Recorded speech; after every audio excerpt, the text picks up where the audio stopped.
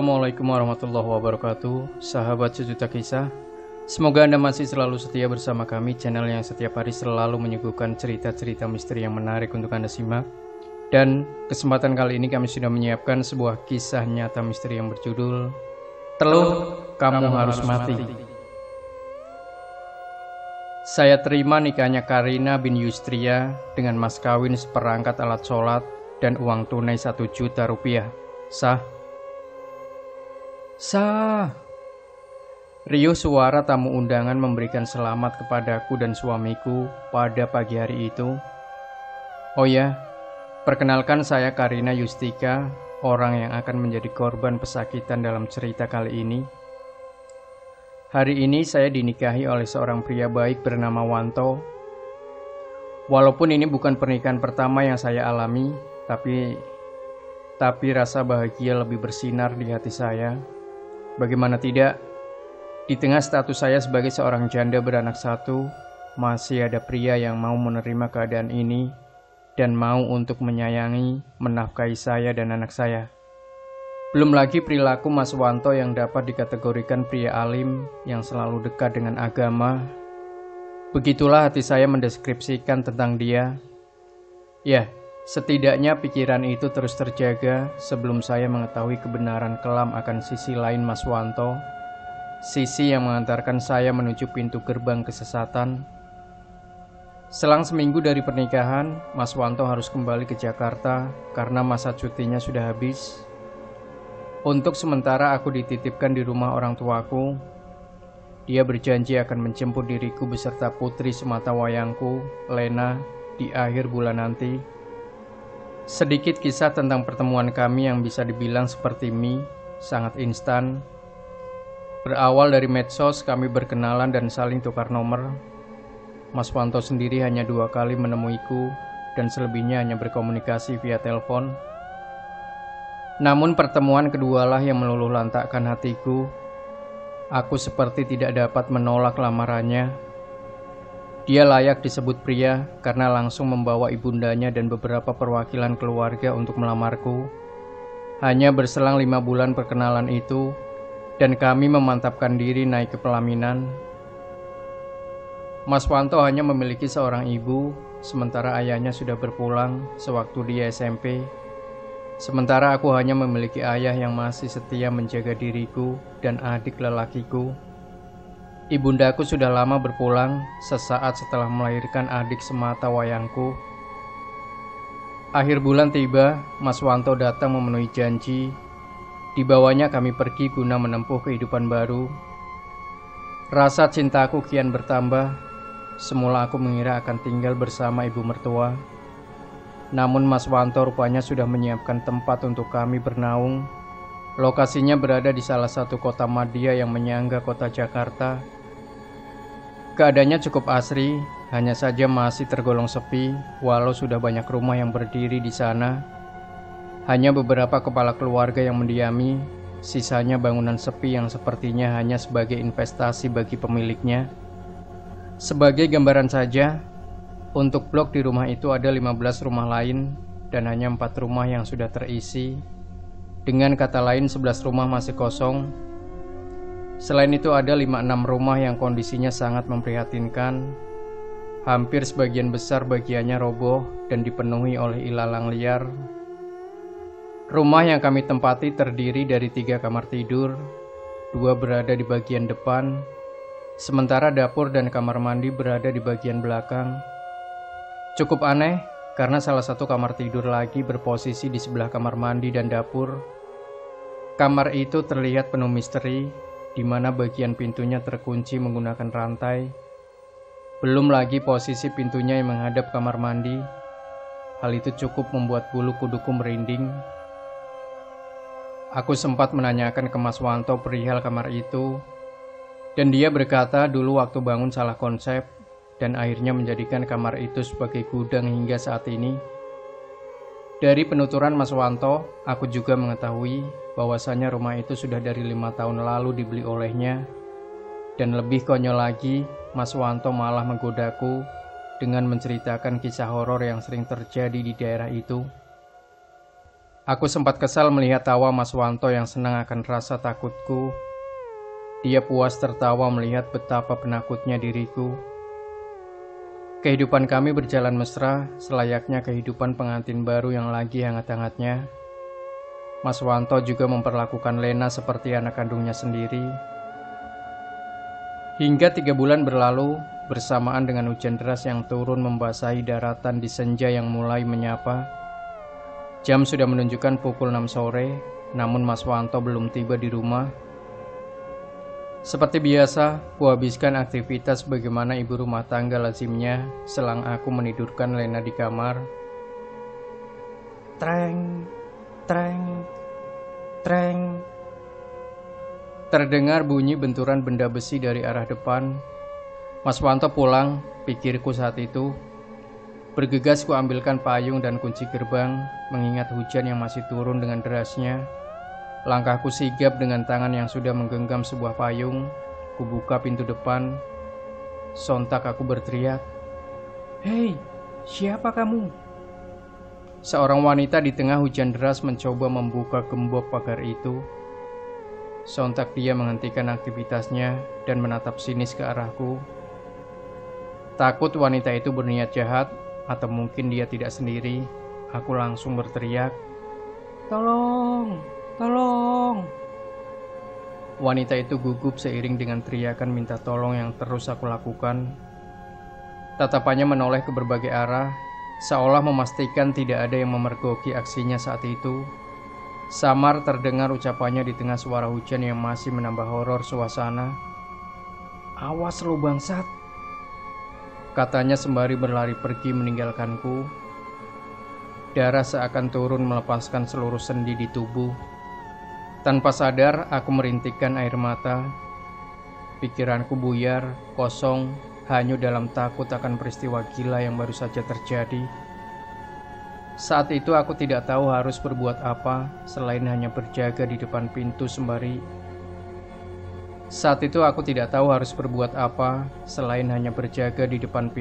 sembari berharap wanita jalang itu tidak kembali lagi dan Mas Wanto segera pulang ke rumah.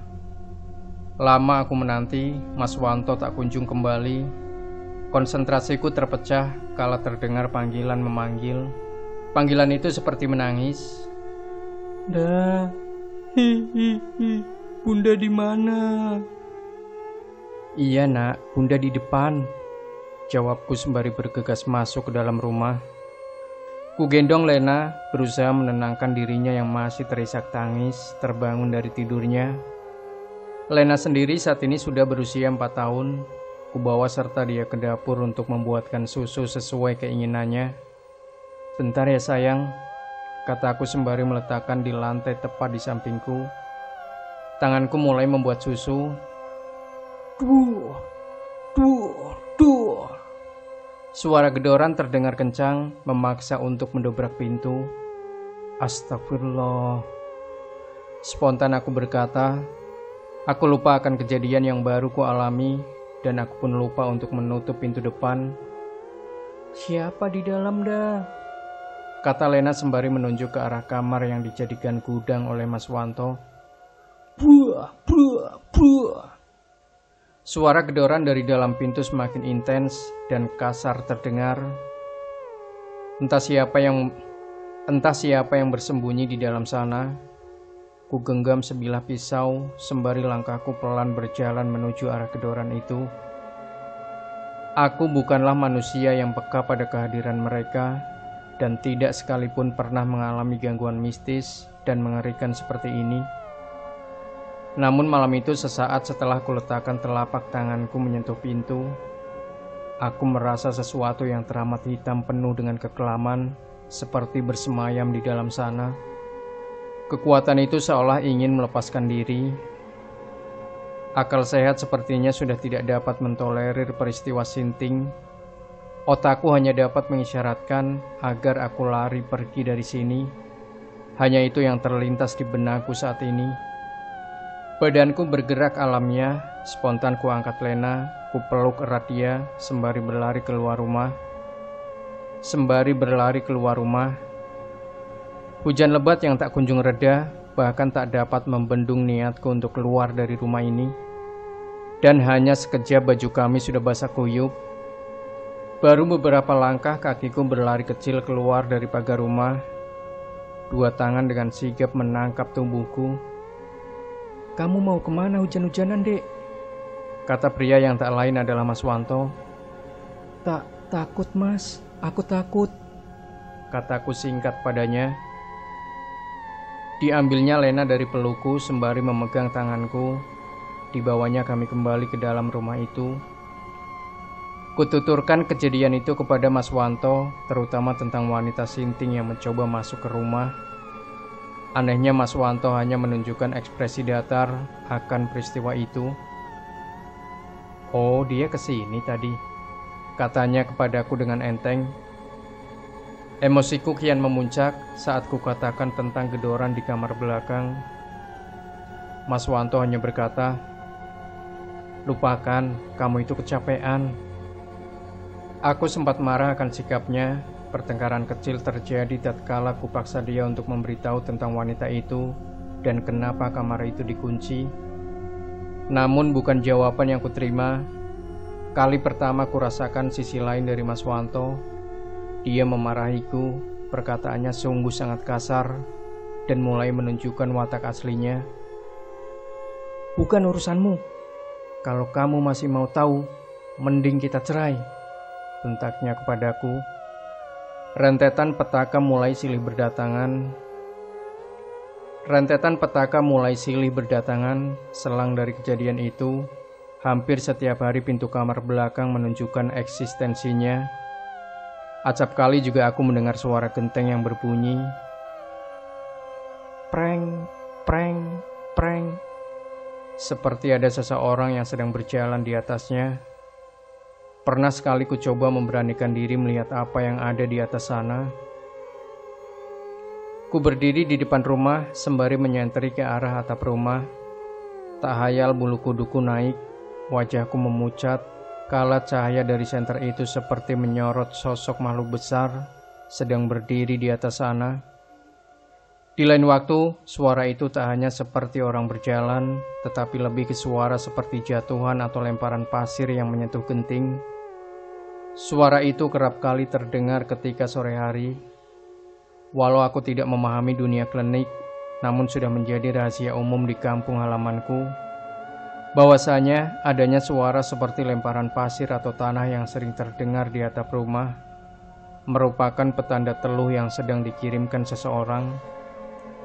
Beberapa kali kusampaikan hal itu secara halus dan sopan kepada Mas Wanto, tapi Mas Wanto tidak menggubris, malah mengatakan aku sudah gila. Hal ini juga yang membuat hubungan rumah tangga kami kian menjadi panas hari lepas hari. Perubahan sikap drastis Mas Wanto untungnya tidak merambat ke Lena. Sekalipun sikapnya dingin padaku, namun dia masih memperlakukan Lena layaknya darah dagingnya sendiri. Di kisah lainnya, aku hampir saja kehilangan Lena. Seminggu lamanya Lena mengalami demam yang tak lazim. Awalnya kami mengira Lena terkena DBD karena hanya di waktu malam saja dia mengalami demam. Kami sudah membawa berobat. Malah Lena sempat dirawat inap. Lena sempat terlihat membaik pasca kepulangannya dari rumah sakit. Namun semenjak saat itu, Lena mulai bertingkah aneh, di mana sering kupergoki dia berbicara sendiri, dan bila malam tiba, dia kembali demam. Mulutnya mengerang seperti menahan rasa sakit. Akit, tolongin Enanda. Sakitnya Lena tidak sepenuhnya membawa bencana. Layaknya seorang ayah, Mas Wanto sigap merawat Lena. Malah bisa dikatakan sikapnya melunak kepadaku, dan kami bahu-membahu dalam merawat Lena. Dengan kata lain, hubungan kami yang sedang di ujung tanduk dapat berangsur membaik. Mas Wanto yang sebelumnya malas untuk membicarakan hal-hal mistis, malah meminta izin padaku untuk membawa Lena menemui salah seorang ustadz di daerah itu. Malam itu juga kami membawa Lena menjumpai ustadz, sebut saja namanya Malik. Mas Wanto menjelaskan maksud dan tujuan kami menjumpai Ustadz Malik secara detail. termasuk hal-hal ganjil yang terjadi kepada kami. Lama menanti, Mas Wanto akhirnya keluar sama Ustadz Malik. Aku yang sedari tadi khawatir akan keadaan Lena langsung melayangkan pertanyaan ke Mas Wanto. "Lena bagaimana, Mas?" Mas Wanto mengangkat tangannya sembari memberikan isyarat agar aku tidak bertanya dulu kepada dia atau kepada Ustadz Malik. Mereka duduk di tempat yang berbeda. Saat itu sudah tengah malam dan aku pun sudah ditinggal oleh Bu Marni. Dengan nada bicara yang bisa dikatakan pelan, kulihat mereka serius berbicara. Ustadz Malik tampak memberikan wejangan. Tak lama berselang, Ustadz Malik berdiri dan masuk dalam rumah. Kesempatan itu langsung kugunakan untuk memberondong Mas Wanto dengan pertanyaan yang sama. Mas Wanto hanya berkata singkat, "Nanti kujelaskan di rumah." Ustadz Malik kembali keluar dengan membawakan sebotol air. Diberikannya botol itu ke Mas Wanto, dan setelah menerima botol itu, Mas Wanto pun berpamitan pulang. "Loh, Lena bagaimana?" tanya aku kepada mereka. "Biar Lena istirahat di sini. Besok kalian jemput dia," kata Ustadz Malik menjawab pertanyaanku. "Dek, nanti sampai rumah, kamu kemas keperluan kita ya. Besok Mas antar kamu dan Lena pulang dulu ke rumah Bapak," kata Mas Wanto padaku. Lebih jauh dia melanjutkan perkataannya, "Kamu gak usah banyak tanya dulu. Nanti kalau akar masalahnya sudah selesai, Mas janji pasti akan jemput kalian." Sesampainya di rumah, aku tidak mau berdebat dan hanya menuruti apa yang sudah diamanahkan Mas Wanto. Kuambil beberapa potong baju dan mulai menatanya di tas yang akan kami bawa pulang. Tidak ada pembicaraan lanjutan pada malam itu, terlebih Mas Wanto langsung terkapar di ranjang. Raut lelah terpampang di wajahnya. Kucium keningnya. "Terima kasih untuk semua ya Mas," kataku padanya. Tepat di jam 8 pagi, kami sudah menyatroni rumah Ustadz Malik. Tanpa banyak berbasa-basi, kami langsung membawa Lena dan berpamitan kepada beliau. Mas Wanto turut serta mengantarkan kami kembali. Selama di perjalanan, dia mulai menjelaskan apa yang sebenarnya terjadi. "Teluh," katanya padaku. Dituturkannya apa yang disampaikan Ustadz Malik, bahwasanya saat ini ada orang yang tidak suka dengan kami dan mengirimkan teluh kepada keluarga kecil kami. Aku syok mendengar penjelasannya Mas Wanto. Sempat kutanya apa wanita sinting itu ada hubungan dengan semua ini. Mas Wanto tampak diam sejenak. "Tidak baik berprasangka buruk," jawabnya padaku. Mas Wanto mengatakan wanita itu memiliki kelainan alias orang gila dan merupakan warga kampung sekitar. Cukup aneh mendengar penuturan Mas Wanto. Belum lagi saat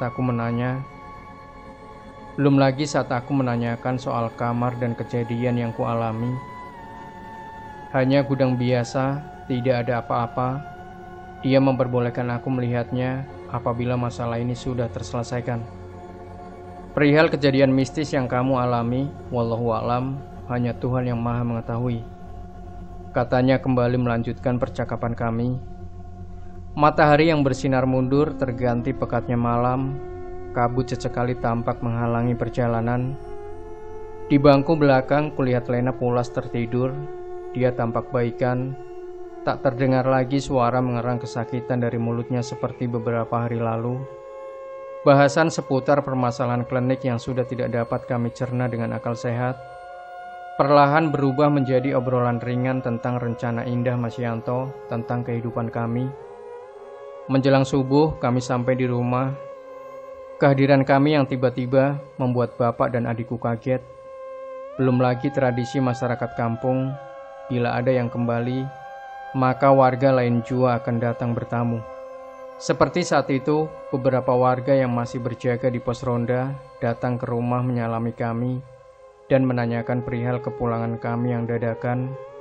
Mas Wanto menjawab singkat, "Biar surprise Pak," jawabnya kepada ayahanda dan beberapa warga yang ada di sana. Aku tidak menyalahkan Mas Wanto. Mungkin dalam hatinya tidak mau permasalahan ini menjadi besar, yang mungkin bisa menjadi aib bagi keluarga kecil kami. Mas Wanto hanya 2 hari menginap di rumah.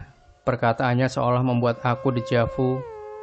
Dia berjanji akan kembali menjemput kami, tapi kali ini tidak ada kata akhir bulan. Setelah semua normal, nanti Mas jemput ya, katanya padaku. Malam sebelum Mas Wanto berencana pulang, keganjilan serta firasat tidak menyenangkan hadir dalam pikiranku. Bagaimana tidak, sedari maghrib menjelang, wajahnya terlihat pucat. Dia seperti linglung, matanya jelalatan menilik ke berbagai arah, keringat dingin mengucur di dahinya. "Kamu kenapa, Mas?" Sempat ku bertanya. Enggak apa-apa, Dek," jawabnya seperti orang yang tidak fokus.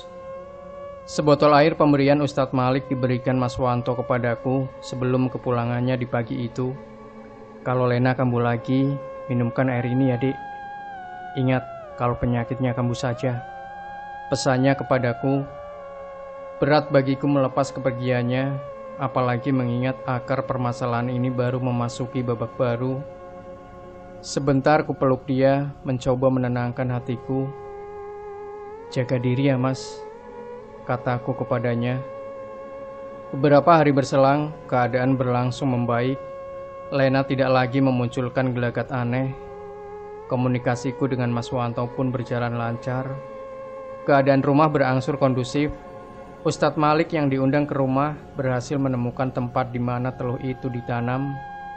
Benda berbentuk seperti boneka berbungkus kain putih. Terdapat tusukan menggunakan jarum hampir di seluruh bagian yang disematkan dengan tanah dan tetesan darah. Begitulah penuturan Mas Wanto kepadaku. Malah Mas Wanto juga sudah mengisyaratkan akan menjemputku dalam kurun 1-2 minggu ke depan ketika kerjaannya lenggang. Baru seminggu informasi itu kuterima, kabar baik seketika berubah tragis. 3 hari lamanya aku lost kontak dengan Mas Wanto. Nomornya mati dan tidak ada kabar sama sekali. Terlihat tidak sopan, ku beranikan diri menghubungi ibu mertua guna mendapatkan kabar Mas Wanto. Firasatku semakin tidak karuan. Kala ku dengar bahwasannya Mas Wanto sendiri sudah 3 minggu tidak berkunjung atau menghubungi beliau. Berat hati ku titipkan Lena ke ayah kandungnya, mengingat di rumah hanya ada bapak yang harus bekerja, sementara adikku masih bersekolah. Keputusan yang berat yang di kemudian hari nanti menjadi penyesalan terberat di hidupku. Bermodalkan uang seadanya, aku nekat kembali ke Jakarta guna mencari tahu apa yang terjadi dengan Mas Wanto. Jalan nekat yang kupilih merupakan keputusan tepat. Bila mana aku tidak kembali ke Jakarta, mungkin Mas Wanto hanya tinggal kenangan. Kudapati Mas Wanto tergeletak lemah di salah satu kamar, tubuhnya kering dengan wajah pucat. Dia terkulai lemas tak berdaya, pelipis matanya tampak menghitam, belum lagi sekujur tubuhnya memar berwarna biru lebam. Di bagian bawah pahanya basah, terciprat kotoran yang mulai mengering. Bahkan kotoran itu tercecer hampir di seluruh bagian bawah kasur. Bau busuk yang teramat pesing terasa menyengat di dalam kamar itu. Aku menangis melihat kondisi Mas Wanto. "Kamu kenapa, Mas?" kataku sambil memegang tangannya. Mas Wanto tampak seperti sudah kehilangan kesadarannya dan tidak mampu menjawab pertanyaanku. Namun air mata juga tiba-tiba mengalir dari matanya, seolah menyadari kehadiranku. Saat itu juga aku berlari, pergi menuju ke rumah beberapa tetangga, memohon pada mereka untuk membantuku bergegas membawa Mas Wanto menuju rumah sakit. Setibanya kami di rumah sakit, Mas Wanto langsung mendapatkan penanganan khusus. Dia dirawat di kamar ICU. Buntu, itulah hal yang kualami. Aku tidak tahu harus berbuat apa. Hanya ibu mertua yang dapat kuharapkan menjadi tempatku berbagi kesedihan saat ini. Sehari suntuk kujaga Mas Wanto, kupijit kaki, tangannya dan berbicara apa saja yang aku bisa. Berharap hal kecil itu dapat direspon oleh Mas Wanto dan memberikan semangat kepadanya untuk sembuh. Keesokan paginya, ibu mertuaku baru tiba di rumah sakit. Kehadiran beliau bersamaan dengan jadwal kontrol dokter yang menangani Mas Wanto. Dokter itu menginformasikan hasil lab dan ronsen dari Mas Wanto, transient ischemic attack, lebih dikenal dengan istilah stroke. Begitulah vonis yang dijatuhkan padanya. Sahabat sejuta kisah, bagaimanakah akhir dari sebuah kisah misteri yang berjudul Teluh, kamu harus mati bagian kedua atau bagian akhir dari kisah ini? Pastikan Anda tidak melewatkan dan tinggalkan komentar Anda, like, share video ini, subscribe channel Sejuta Kisah. Kembali nantikan cerita-cerita misteri terbaru dari kami. Wassalamualaikum warahmatullahi wabarakatuh.